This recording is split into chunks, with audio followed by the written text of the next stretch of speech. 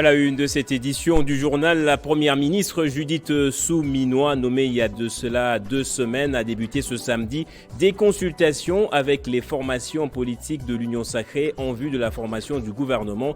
Ces consultations iront jusqu'au 19 avril. Des détails dans ce journal. Et dans le Nord Kivu, on va parler de ces mesures qui sont prises pour contrer la montée de la criminalité urbaine à Goma. Le gouverneur militaire du Nord Kivu a annoncé avoir interdit aux Wazalendo de circuler avec les armes dans la ville, alors que ici à Kinshasa, le gouvernement central a lui annoncé le début des patrouilles mixtes FARDC police. Au Congo central, le député provincial Papi Matenzolo est élu président de l'Assemblée provinciale du Congo central avec 23 voix sur 39 votants. Le nouveau président a dit être prêt à travailler avec tout le monde sans discrimination. Et puis cette nouvelle, l'ancien joueur du tout-puissant Mazembe, Renfort Kalaba, est dans un état critique après un accident des circulations survenu ce samedi en Zambie entre Kafoué et Lusaka. Il est en ce moment interné et placé dans un coma artificiel. Bonsoir à tous et bienvenue dans ce journal. Formation du gouvernement d'abord. La première ministre Judith Suminwa a entamé ce samedi une série de consultations avec des forces politiques de l'Union sacrée de la nation représentées au sein de l'Assemblée nationale. Les premiers à être reçus sont les membres de la dynamique Agissons et Bâtissons conduit par Sama Lukonde. Selon le Premier ministre sortant, l'actuel chef du gouvernement tient à la réduction du train des vies des institutions, à la compétence, à la probité morale et à la prise en compte du genre et de la jeunesse. Ces critères vont ainsi conduire la formation du gouvernement au terme de ces consultations qui vont durer 7 jours. Crispin Tibikoufoua.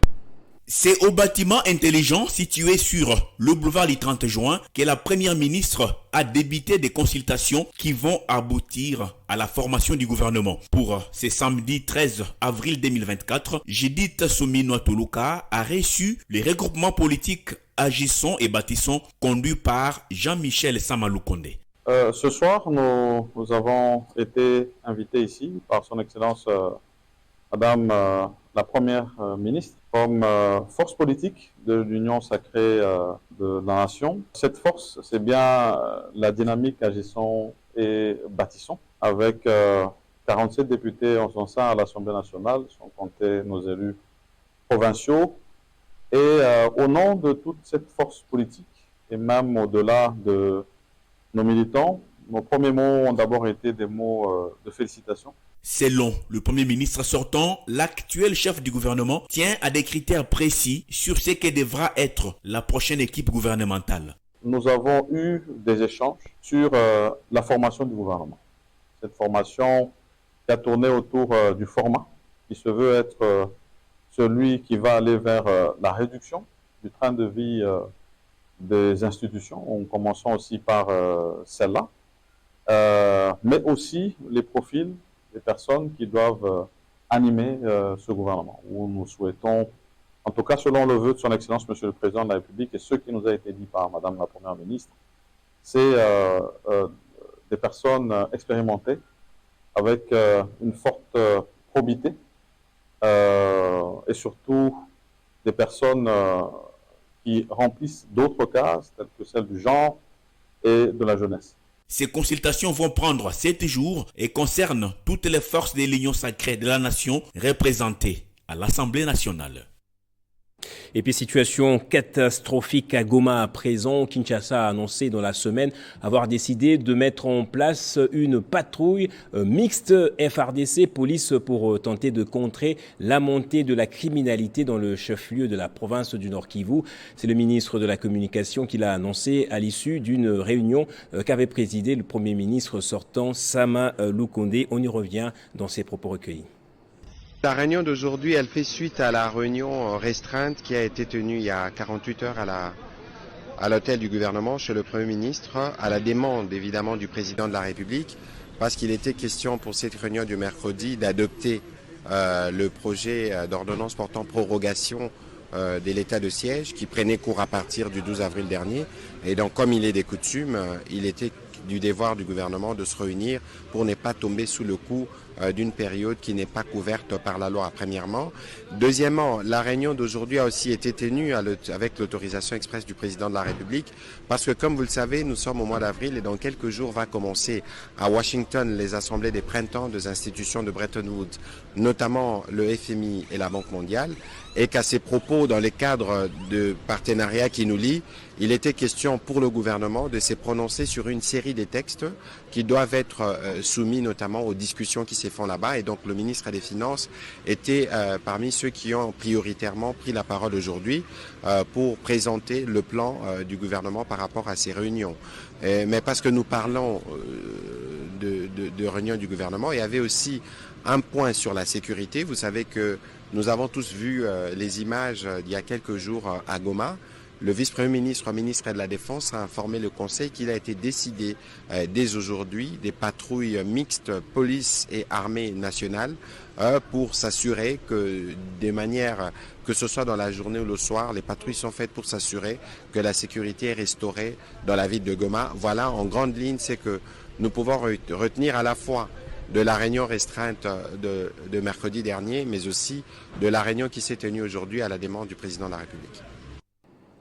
Et toujours au sujet de l'insécurité dans le Nord Kivu, précisément à Goma, le gouverneur militaire avait présidé vendredi le conseil provincial de sécurité auquel ont participé la société civile, les groupes de Wazalendo, élargis à quelques organisations de défense de droits de l'homme. L'objectif de la rencontre était de sensibiliser les Wazalendo sur le respect des droits humains, alors que la ville de Goma fait face à la montée de l'insécurité où on enregistre chaque jour des cas de tueries. Parmi les grandes mesures prises, il y a notamment l'interdiction formelle à tous les éléments Wazalendo de circuler avec armes dans la ville de Goma, eux qui sont pour autant indexés par la population. On écoute le gouverneur militaire ad intérim du Nord Kivu, le général-major Peter Chirimwami.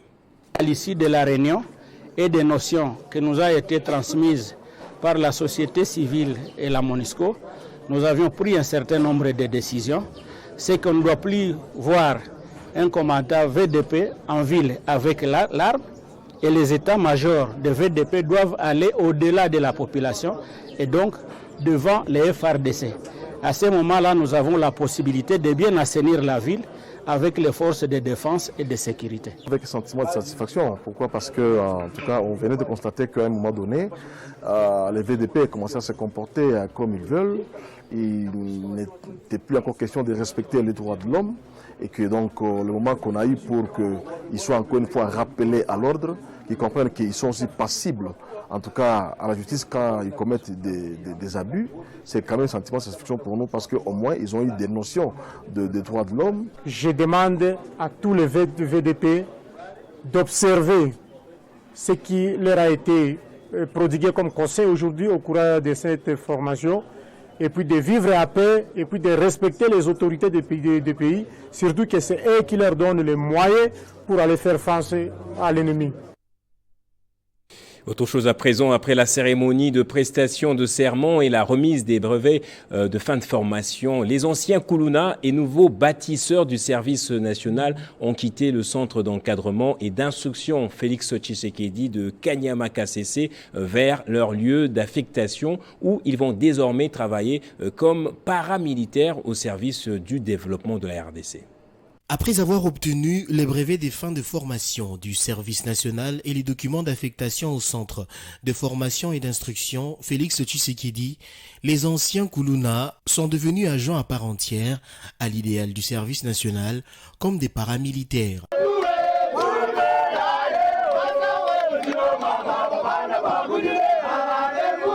Tous dans la joie, direction la gare de KCC où un train du service national Pimpant 9 les attend.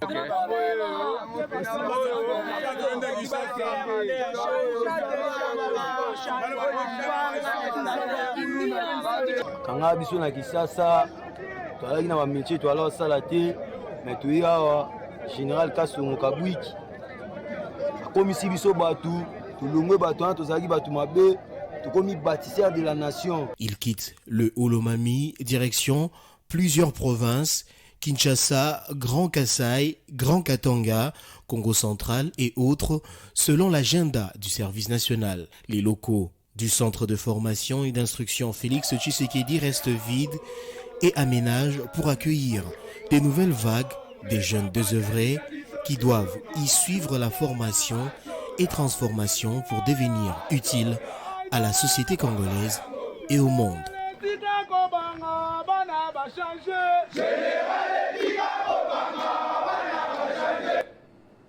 C'était dans le sommaire de ce journal. Le député provincial Papi Mantezolo Diatezoua a été élu avec 23 voix sur 39 votants, président du bureau définitif de l'Assemblée provinciale du Congo central lors d'une plénière élective organisée ce samedi à Matadi. Papi Mantezolo a remporté l'élection face à deux autres candidats, le député provincial Arli Kouti qui a obtenu 15 voix et Thomas Yobila, le président du bureau provisoire, une voix. Le nouveau président de l'Assemblée provinciale a dit être prêt à travailler avec tout le monde et ce sans discrimination. Les experts de la société civile qualifient l'annonce de l'organisation des élections des sénateurs au Nord Kivu de scandale. Ils se demandent par quelle magie la CENI va supplanter la haute cour qui a suspendu ces élections en autorisant les élus à continuer à siéger au motif de la guerre dans cette partie du pays. Le panel des experts de la société civile a suivi avec attention soutenue, comme d'autres organisations de la société civile œuvrant dans l'éducation civique et électorale, différents communiqués de presse de la Commission électorale nationale indépendante en rapport avec l'organisation et la tenue des élections sénatoriales et de gouverneurs de province. Parmi ces communiqués, l'on note celui publié en date du 2 avril 2024 portant numéro 019/CENI/202 sur la convocation de l'électorat et l'ouverture des bureaux de réception et traitement des candidatures pour l'élection des sénateurs dans les provinces des Mai-Ndombe et du Nord Kivu. En fait, tout observateur averti ne peut s'empêcher de rappeler à l'opinion que la Cour constitutionnelle, siégeant en matière de contrôle des constitutionnalités, avait rendu l'arrêt R-Const 2110 du 5 mars 2024, dans lesquels cette Cour dit que les députés nationaux, sénateurs et députés provinciaux élus respectivement dans les circonscriptions électorales des Rutshuru, Masisi et Kwamouth lors des élections du 30 décembre 2018, ainsi que les autorités locales relevant de l'ancienne législature continueront à siéger et à occuper exceptionnellement et temporairement leurs fonctions pour représenter leurs entités respectives au sein de nouvelles institutions issues des élections du 20 décembre 2023 jusqu'à l'élection de nouveaux représentants du peuple dans les territoires et provinces concernées à l'issue des différents scrutins que la Commission électorale nationale indépendante y organisera dans un délai raisonnable lorsque les conditions sécuritaires seront réunies. Au regard de ce qui précède, il est tout à fait clair que la centrale électorale vient de supplanter la Cour constitutionnelle et s'arroge encore une fois de plus des prérogatives qui ne sont pas les tiennes. Pire encore, il est difficile à comprendre qu'avec un corps électoral qui n'est pas homogène, que l'on puisse élire des sénateurs qui vont représenter leur province contre les principes, les normes et les standards internationaux en matière électorale. En outre, nul ne saura comprendre la motivation de la CENI à tenir mordicus sur l'organisation d'un seul scrutin au Nord Kivu, celui des sénateurs, au détriment d'autres députations nationales, provinciales et gouverneurs. Y a-t-il Ongui Souros? Et sous la facilitation de la communauté économique des pays des Grands Lacs, les travaux de la deuxième réunion du comité régional de pilotage des projets régionaux des croissances agricoles dans les Grands Lacs se sont clôturés mercredi dernier à Kinshasa. Cette réunion avait pour mission notamment la validation du plan d'action et du budget des activités de la coordination régionale ainsi que l'approbation des modalités de la mise en place d'une plateforme de connaissances dans le cadre de la CPGL. Il s'est tenu à Kinshasa du 9 au 10 avril 2024 la deuxième réunion du comité de pilotage des projets régionaux dans les pays des Grands Lacs qui visent l'amélioration des conditions de vie des populations congolaises et burundaises. Dans son mot d'ouverture, le ministre congolais de l'Agriculture, José Panda, a insisté sur les résultats concrets visant la promotion de l'intégration régionale à travers la coordination, l'échange d'informations et la capitalisation des actions de développement dans les secteurs agricoles. Cette réunion va donc promouvoir la coordination régionale et le pilotage des projets de croissance agricole dans les Grands Lacs et faciliter l'échange des meilleures pratiques agricoles entre les différentes parties prenantes. Pour sa part, Herman Tuyanga, secrétaire exécutif de la communauté économique des pays de Grands Lacs, CEPGL, a martelé sur la question de la coopération entre la République démocratique du Congo et les Burundi. Il est plus judicieux de réfléchir davantage pour viser beaucoup plus loin, afin de continuer à renforcer la coopération agricole entre nos deux pays au-delà des deux projets. La CEPGL pouvant continuer à servir de facilitateur pour cette coopération. Emmanuel Nyongabo, secrétaire permanent du ministère de l'Environnement, de l'Agriculture et de la Sécurité alimentaire, représentant les ministres du Burundi, a évoqué les principaux résultats attendus au terme de Corpil 2024. D'abord, c'est un renforcement des relations en matière de ces deux projets régionaux qui ont pour objectif principal d'accroître la production agricole afin d'atteindre un bien-être de nos populations. Rappelons que la rencontre s'inscrit dans le cadre des actions concrètes convenues entre les chefs d'État de deux pays. Objectif, recadrer la stratégie de redynamisation de la coopération dans l'optique de renforcer les organisations d'intégration régionale et sous-régionale dans la promotion de la consolidation de la paix, la sécurité, la stabilité et le développement durable. Et puis le prochain gouvernement de Judith Suminwa est attendu sur plusieurs défis, entre autres la réhabilitation des infrastructures universitaires. C'est dans ce cadre et sans attendre que le doyen de la faculté de droit, le professeur Jean-Louis Essambo, et le comité de gestion avaient lancé et terminé les travaux de réhabilitation des auditoires des graduats pour une bonne prise en charge des étudiants. Après plusieurs mois d'abandon, les auditoires de la première graduat droit à l'université de Kinshasa ont été réhabilités sous l'impulsion du doyen de la faculté, le professeur Jean-Louis Essambo. Pour lui, c'est une manière de rendre un hommage mérité au docteur Étienne Tshisekedi Wamulumba. Un auditoire qui porte son nom doit pouvoir être équipé de la manière que même nos enfants, même les visiteurs qui viennent de l'étranger, lorsqu'ils fleuront le sol congolais et prendront la responsabilité de venir à l'université, qu'ils y trouvent quand même que cet auditoire est bien protégé et bien équipé. C'est une coïncidence entre la volonté de la faculté et la décision du comité de gestion. Il y a une convergence des idées. Ça n'a rien à voir avec une concertation politique. Les étudiants bénéficiaires promettent d'en faire bon usage et surtout ne pas poser les actes de vandalisme. Nous sommes heureux de revoir l'auditoire en forme, aménagé. Il y a maintenant la climatiseur. Il y a beaucoup de choses qui ont vraiment changé dans nos auditoires aujourd'hui. Et nous, comme étudiants, la responsabilité que nous avons, c'est de garder nos auditoires propres. Avec le nouveau comité de gestion aujourd'hui, il n'y a plus vraiment question de désordre au niveau du campus et tout, mais nous appelons nos camarades étudiants à l'ordre. La réhabilitation de ces auditoires fait suite à la promesse du chef de l'État Félix Tshisekedi de réfectionner les résidences universitaires et cela a été exécuté par les comités de gestion et l'équipement en bas en partie a aussi été réalisé par ce même comité. Et dans la province du Lualaba, les soutiens se multiplient pour la candidature de Fifi Masuka au poste de gouverneur. Déjà validée par la CENI, elle peut compter sur l'appui du parti politique dynamique des Républicains pour l'émergence du Congo, parti cher à Moïse AGH Matembo Toto. C'est ce qu'a fait savoir une déclaration de la fédération de ce parti politique au Lualaba. Nous, Comité fédéral de la dynamique des Républicains pour l'émergence du Congo, en sigle direct Lualaba.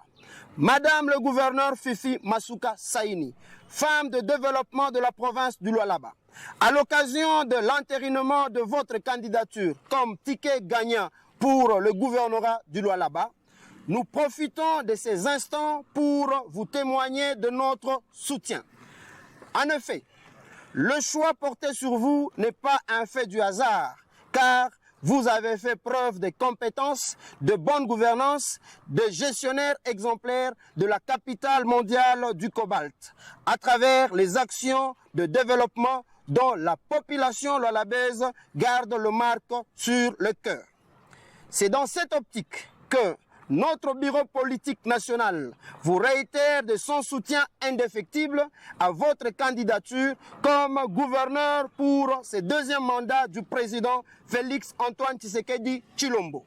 Ainsi, nous invitons les élus provinciaux qui sont l'émanation du souverain primaire, bénéficiaires des actions concrètes du savoir-faire de Madame Fifi Masuka, à s'éranger derrière la volonté du peuple, seul de voir la Jeanne d'Arc Fifi Masuka être reconduit, et nous invitons les élus à œuvrer pour la paix dans la province du Lualaba pendant cette période. Madame le gouverneur Fifi Masuka, votre reconduction au poste du gouverneur reste un acquis à conserver. Confiant de vos compétences et de votre savoir-faire, le chef de l'État, son Excellence Félix Antoine Tshisekedi Tshilombo, peut compter sur vous et sur nous pour la réussite de son quinquennat. Et on va terminer par cette information qui tient en haleine tout le monde sportif congolais. D'abord déclaré mort par les urgentistes qui ont reçu l'ancien joueur du tout-puissant Mazembe, victime d'un grave accident de circulation. Les médecins qui l'ont reçu l'ont placé dans un coma artificiel par après. Ce sont les dernières précisions du club congolais dans la soirée. Le footballeur est donc dans un état critique. Renfort Kalaba est soigné à l'UTH, c'est University Teaching Hospital en Zambie. Sa situation est suivie de près par son ancienne équipe. Place au rappel des titres à présent.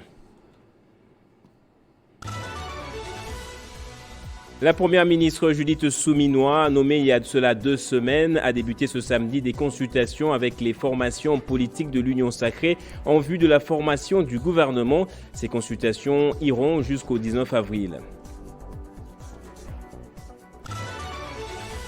Et dans le Nord Kivu, de plus en plus de mesures sont prises pour contrer la montée de la criminalité urbaine à Goma. Le gouverneur militaire, lui, a annoncé avoir interdit aux Wazalendo de circuler avec les armes, alors que le gouvernement national avait annoncé les débuts des patrouilles mixtes FRDC-Police. Au Congo central, les députés provinciaux Papi Mantenzolo, élu président de l'Assemblée provinciale avec 23 voix sur 39 votants. Le nouveau président a dit être prêt à travailler avec tout le monde sans discrimination. Et en sport, l'ancien joueur du tout-puissant Mazembe, Renfort Kalaba, est dans un état critique après un accident de circulation survenu ce samedi en Zambie entre Kafoué et Lusaka. Il est en ce moment dans un coma artificiel. Et c'est par ici que va se refermer ce journal. Merci à vous tous, madame, messieurs, de l'avoir suivi. Très bonne suite de programmes sur votre chaîne.